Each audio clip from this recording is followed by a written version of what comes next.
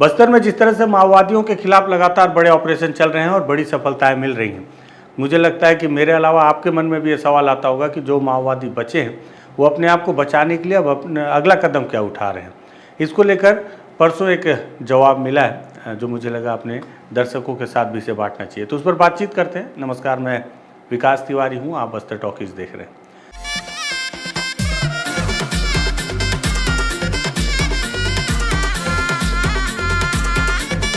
दरअसल छत्तीसगढ़ में जब बीजेपी की सरकार बनी और 2024 में ये वादा किया गया, दावा किया गया कि 31 मार्च 2026 तक माओवाद को पूरी तरह से समाप्त कर दिया जाएगा, केवल दंडकारण्य ही नहीं बल्कि पूरे देश में। उसको लेकर 2024 में 217 माओवादी मारे गए, 800-900 के लगभग संख्या में माओवादियों ने सरेंडर भी किया और उनकी गिरफ्तारी भी हुई। 2025 में तो सफलता का आंकड़ा इतना आगे चला गया कि माओवादियों के जो महासचिव बसवराजू उन्हें मारा गया, सेंट्रल कमेटी के सुधाकर, एसजेडसी, डीकेएसजेडसी, इस तरह के अन्य जो बड़े माओवादी कैडर हैं उन्हें भी मारा गया। हर किसी के जहन में ये सवाल आने लगा, अगर माओवादी मारे जा रहे हैं तो क्या वो अपने बचने के लिए कोई रास्ता नया इख्तियार कर रहे हैं क्या वो अपने आप को कहीं और शिफ्ट करने की कोशिश कर रहे हैं क्या? हर तरफ से अलग अलग साक्ष्य मिलते रहे। कई बार दबे जुबान से कई लोग बताते रहे कि कान्हा के इलाके में केकेटी जो एक है उनका कर्नाटक, केरल और तमिलनाडु एक कॉरिडोर, और साथ ही साथ जो कान्हा है वो एमएमसी जोन के तौर पर, जिसे कि महाराष्ट्र, मध्य प्रदेश, छत्तीसगढ़, ये जो उनका एक कॉरिडोर था, एमएमसी जोन जिसे बोला जाता था, और केकेटी जोन जिसमें कि कर्नाटक, केरल और तमिलनाडु है।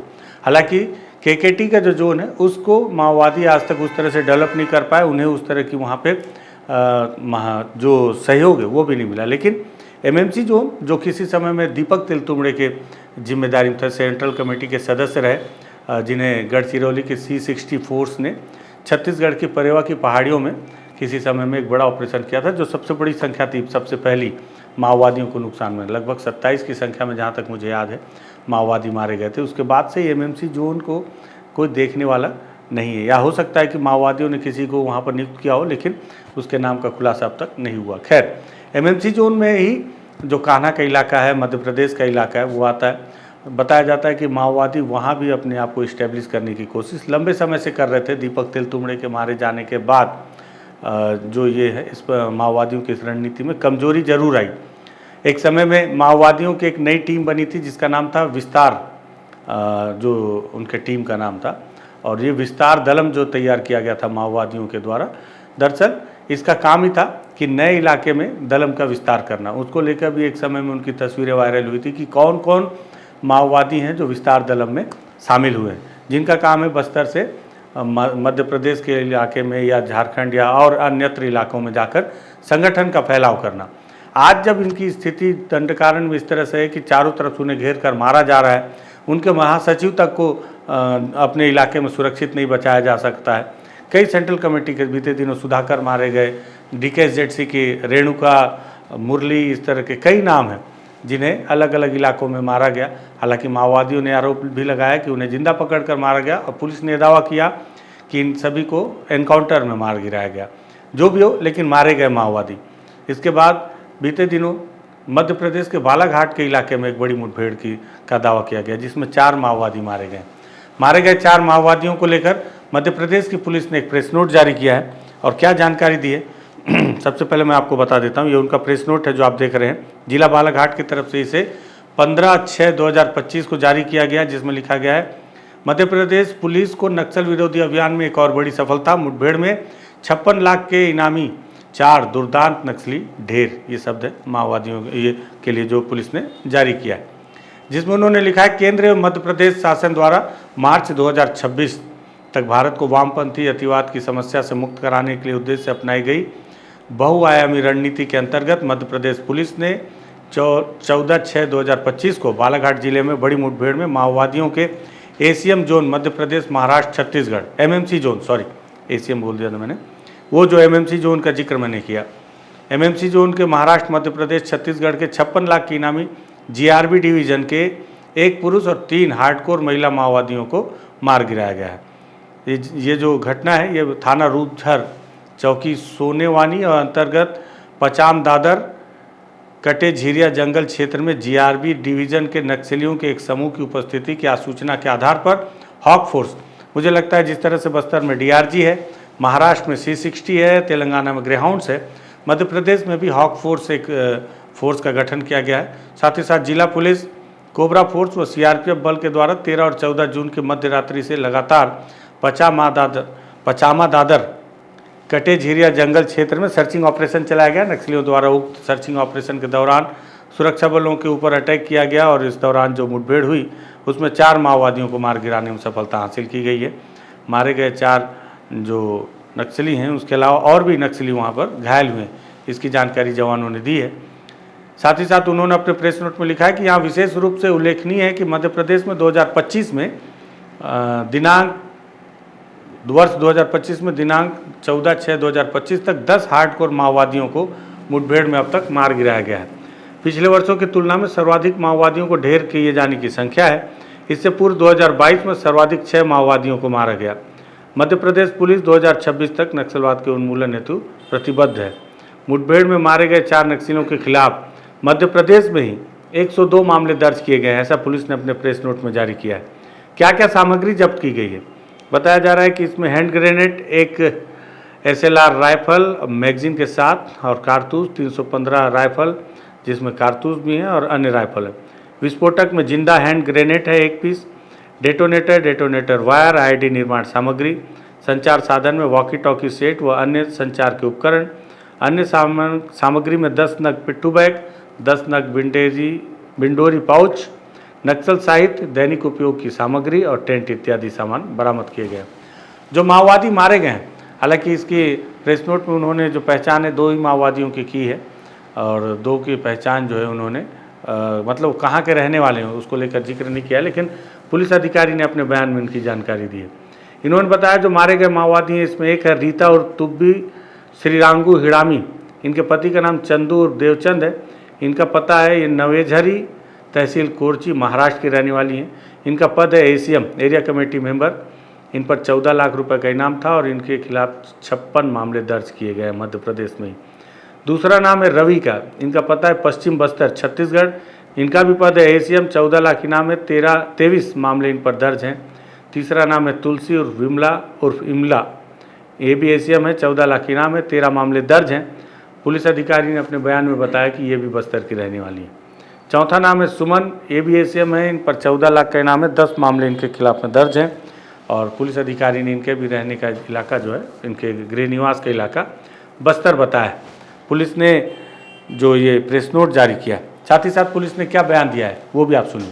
सूचना मिली थी कि जो कटे झीरिया और पचामा का जंगल है उसमें नक्सलियों का मूवमेंट है, तो हमने लगभग 600 की संख्या में होप CRPF कोबरा और जिला पुलिस बल को रवाना किया पूरे एरिया की गहन सर्चिंग के लिए।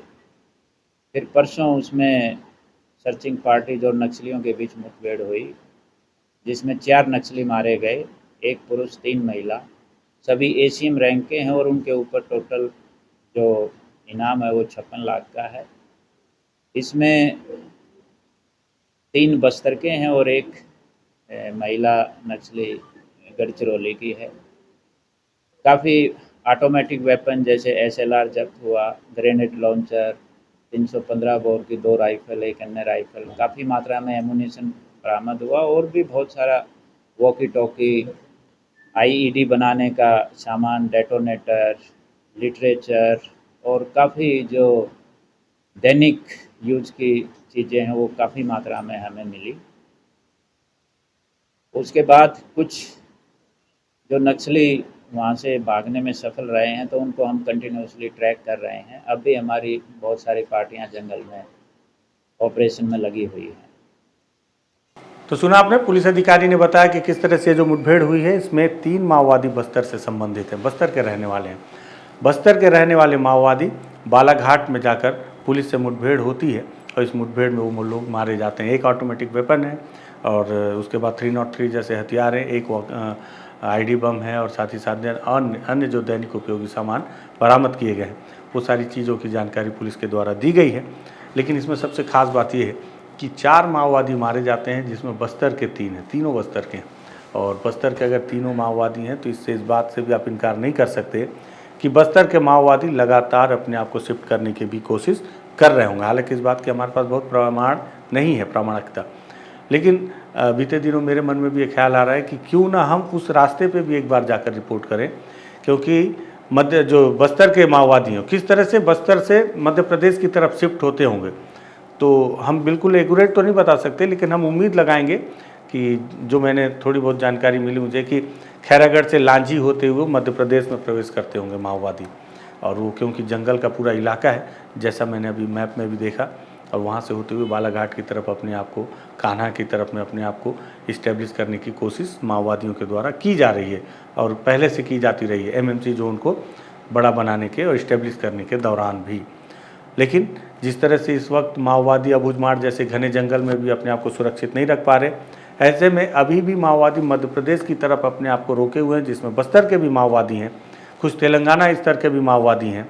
तो हमको ये भी समझना होगा कि माओवादियों का स्ट्रक्चर ज़मीन के अंदर काम कैसे कर रहा है, और साथ ही साथ जब उन्हें यहाँ दंडकारण्य में पूरी तरह से टारगेट किया जा रहा है, तो क्या इसी तरह से ऑपरेशन मध्य प्रदेश में भी चलाए जा रहे हैं, और चलाए जा रहे हैं तो वहाँ पर किस स्तर के माओवादी नेता सक्रिय हैं, उस इलाके की भी हम सोच रहे हैं कभी ग्राउंड रिपोर्ट की जाए, उन पूरे इलाकों की, उस पूरे बेल्ट की, वहाँ की भौगोलिक परिस्थिति क्या है, वहाँ की सांस्कृतिक परिस्थिति क्या है, वहाँ के आदिवासी किस तरह से रहते हैं, और क्या वहाँ माओवादियों को वाकई में अनुकूल वातावरण मिल रहा है कि वो अपने आप को वहाँ इस्टेब्लिश करने में सफल हो पा रहे हैं या इतने समय से सफल हो पाए। जो भी हो, हर किसी के मन में सवाल था कि बस्तर के माओवादी अपने आप को सुरक्षित रखने के लिए क्या कहीं अन्यत्र शिफ्ट हो रहे हैं। ये मारे गए 4 माओवादियों में से 3 माओवादियों का बस्तर से होना इस बात की ओर इशारा करता है कि माओवादी अपने आप को केवल दंडकारण्य ही नहीं, अलग अलग इलाकों में भी समेट कर रखे हुए हैं। और जिस तरह से उनके पुलिस ब्यूरो के द्वारा इस बात का जिक्र किया गया था कि समय अनुकूल नहीं है, अभी सभी को अंडरग्राउंड हो जाना चाहिए। मुझे लगता है कि कान्हा, मध्य प्रदेश के बालाघाट के इलाके में, लांजी के इलाके में, झारखंड के इलाके में, इसके अलावा और भी अलग अलग इलाकों में माओवादियों के जो छोटे बड़े कैडर हैं, जैसे ये सोचिए 56 लाख का इनाम है टोटल, 14-14 लाख रुपए एक माओवादियों पर इनाम है। बस्तर में होते तो मुझे लगता है यहाँ पर 5 लाख रुपए लगभग एसीएम पर इनाम होता है, 4 माओवादियों पर 20 लाख, लेकिन मध्य प्रदेश में इनाम की राशि ज़्यादा है, या हो सकता है अपराध के आधार पर वहाँ पर राशि ज़्यादा रखी गई हो, जो भी हो, लेकिन एसीएम स्तर के 4 माओवादी हैं जिसमें 3 बस्तर के हैं। तो DKSZC, DVCM, उसके बाद CC मेंबर, पोलित ब्यूरो, क्या इनमें से भी कोई है?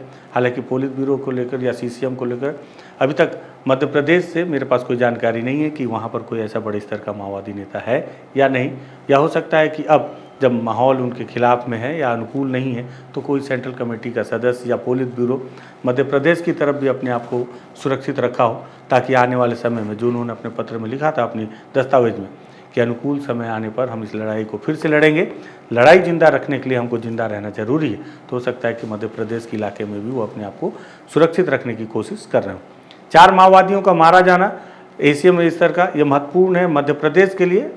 मध्य प्रदेश के मुख्यमंत्री ने भी इस बात को लेकर बाकायदा अलग से बयान दिया कि केंद्रीय गृह मंत्री के वादे के अनुसार किस तरह से उनकी सरकार माओवादियों के खिलाफ काम कर रही है, और इससे समझ में आता है कि उनके लिए बड़ा अचीवमेंट है मध्य प्रदेश के लिए। लेकिन माओवादियों की स्ट्रेटजी, रणनीति को थोड़े बहुत समझने की कोशिश करने के लिए हमारे लिए भी महत्वपूर्ण था कि बस्तर के 3 माओवादी वहाँ मारे जा रहे हैं। इसके पहले भी मारे जा चुके हैं, लेकिन अभी भी वहाँ मारे जा रहे हैं।